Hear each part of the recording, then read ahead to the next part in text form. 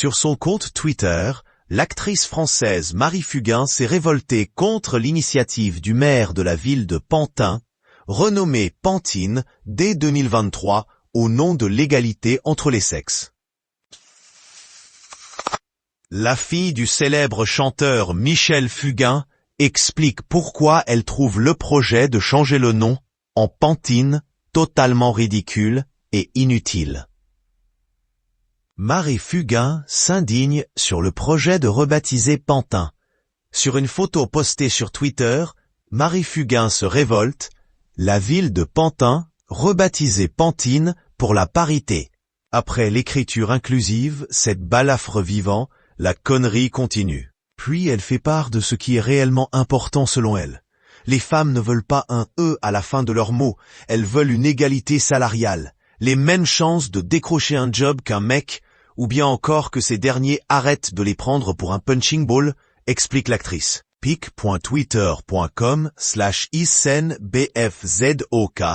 Et quand une internaute lui demande d'arrêter de se plaindre dans les commentaires, « Je ne comprends pas ton commentaire, Marie.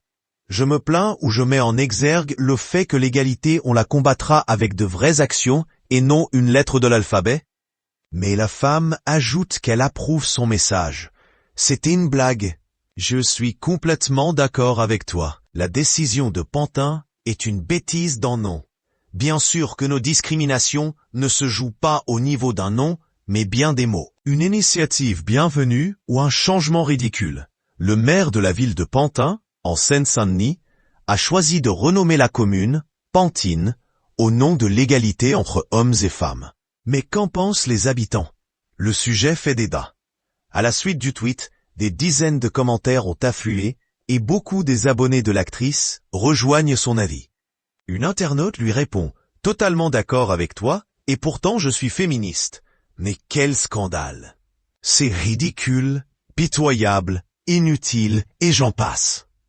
D'autres essaient de raisonner la situation, comme cette personne qui lui dit « Alors si je ne m'abuse, le maire ne souhaite pas changer le nom de sa commune. Il n'y aura qu'un « E » à la fin de la sculpture érigée dans la ville pour sensibiliser aux inégalités. Certes, ça ne va pas changer la face du monde, mais en parler c'est déjà un bon début. Espérons des suites. Enfin, certains internautes ne comprennent pas toutes ces critiques. Incroyable de lire cela. Le nom et la démarche peuvent être ridiculisés, mais la symbolique a son importance.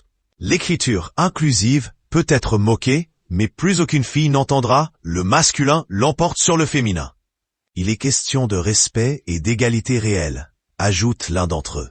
Pour rappel, le maire de la ville de Seine-Saint-Denis, Bertrand Kern, renomme la commune pour toute l'année 2023.